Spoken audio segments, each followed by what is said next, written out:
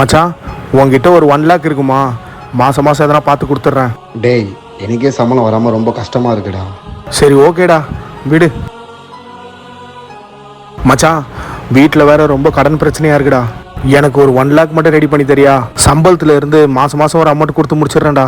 டேய், என்ன நம்பிலாம் யாரும் அவ்வளோ பெரிய அமௌண்ட் தர மாட்டாங்கடா.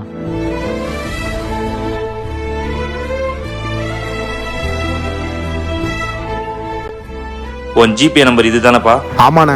பேமெண்ட் போட்டும்பா, செக் பண்ணிக்கோ. பேமெண்ட் வந்துச்சுண்ணா. பைக் சாவி?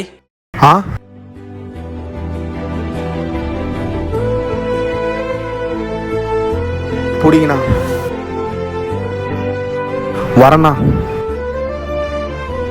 ஒவ்வொரு நைட்டு தூங்கும் போதும் அடுத்தது நம்ம என்ன பண்ண போறோம்னு தெரியாம யோசி நிம்மதியான தூக்கம் கூட வர மாட்டுதுங்க.